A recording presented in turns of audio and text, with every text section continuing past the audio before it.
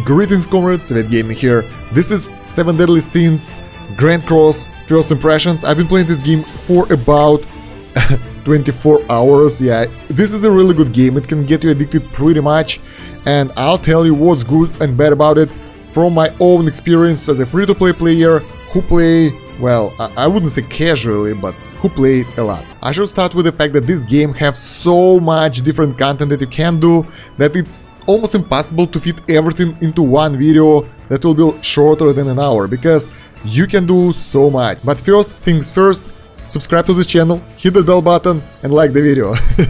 Yeah, first things first, this game is based on the anime 7 Deadly Sins. If you didn't know, that's a pretty good anime. I'm not a big fan. I've watched everything, but I'm not a big fan of it. But I like the game way more. The story in this game kind of follows the anime, and I'm really wondering if it will go, you know, after what's happening right now in the series. That's really interesting. Considering the gameplay, it consists of traveling part. You can travel on the world map, where you travel between the locations. You can travel inside the locations, usually towns. You can interact with different objects, usually with the people for the quests. And you can kind of travel around, as you can see. And the story is really nice. If you haven't saw the anime, I really recommend going through the story in this game, because, you know, it can even bring a tear on someone like me. So it's really nice. I will try not to spoil the story for you, so let's go into the main part, the combat. So when you start the combat, there are different options. You can do it automatically, but in some fights like this one, this is a story-driven fight, the auto combat is turned off, so you can't do that.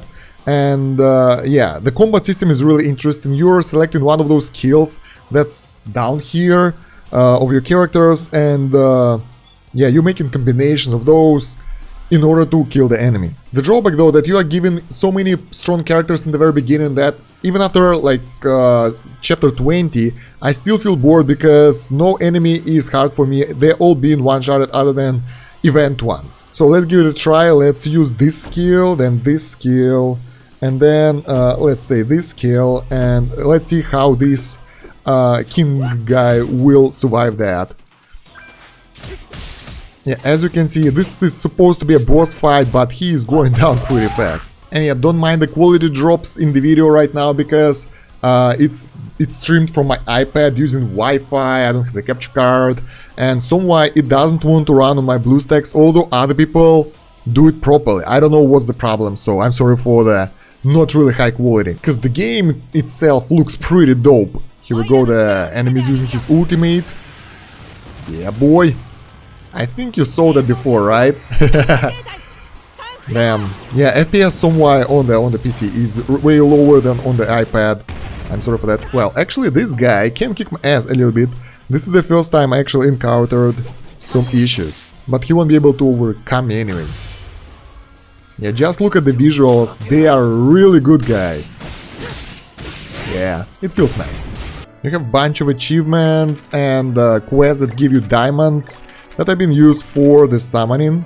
So, as a free-to-play player, I'm pretty happy about the amount of premium currencies so far. Let's take a look at the summoning. There are different ways of summoning heroes. They use different currency, and they give different results. So there are raised draws, and there are guaranteed necessary hero draw from the specific currency, and you have the diamond draws that are pretty basic. When you get a copy of the hero, he's being converted into the tokens that are used to improve hero's ultimate, so getting several copies of the same character is really beneficial. Here's a full roster of the heroes that's available in the game. It's not that huge at the moment, but I think they will add more heroes later on. The interesting thing about this one, that they have the same character in the different variations. So for example, you have Ben Adventurer, you have Brawler Ben, you have Prisoner Ben, and so on and so on. So you can have several variations of the same character, and they can be used in the same team. So what can you do in the game? You can manage your tavern. This is basically for additional passive income, because you can sell dishes to the customers. Also, all the dailies are being managed here. So Elizabeth, this lady here, will give you the presents every day. That's really nice. And here you can get your income from the things that you are serving to the people. You can serve customers, by giving them booze. You can also cook food, but for that you need ingredients, and that food will be used as a buff before the fight. So you can combine different ingredients to get different types of food.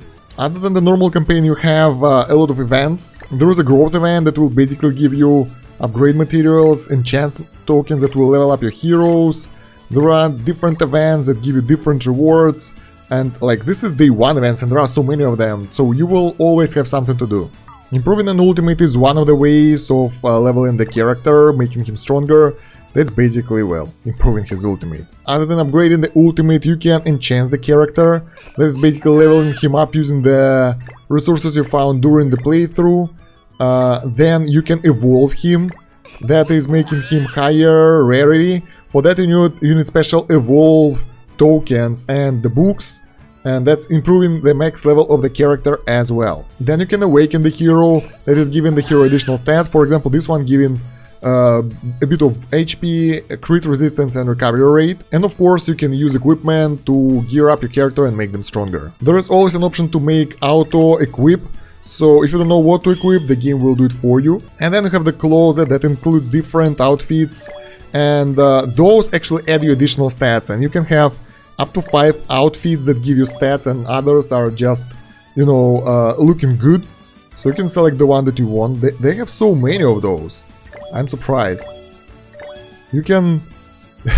your character can look different. Your character's weapon can look different. Like, for example, Elizabeth's weapon is a hawk, that pig over there.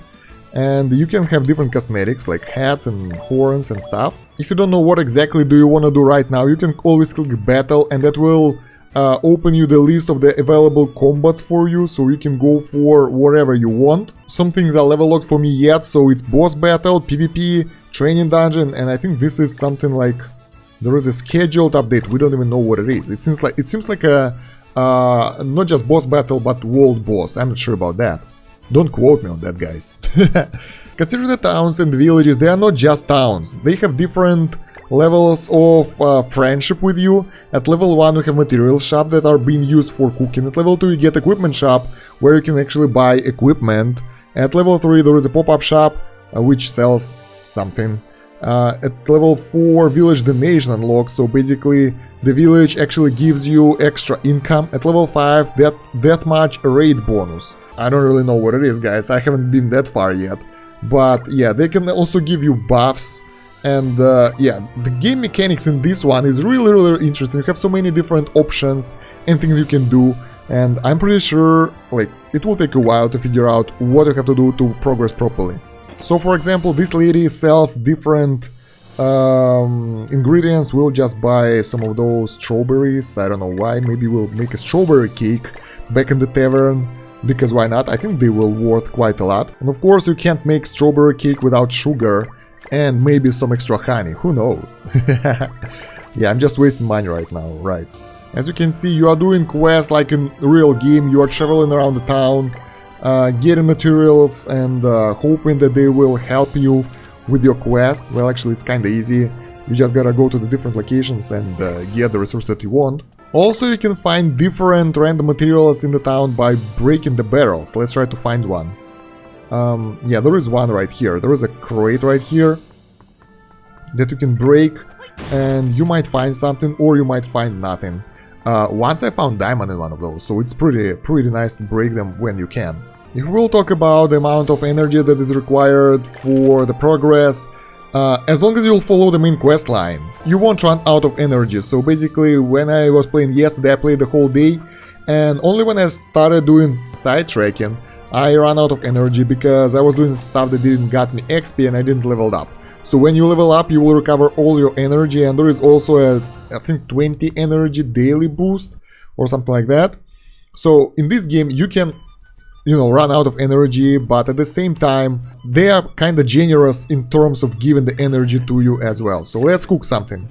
We are getting organic fruits and vegetables, honey, and the fairy sprout, and we'll be making a, I don't know, some weird salad. Let's do it. So he's our main cook, he knows what to do.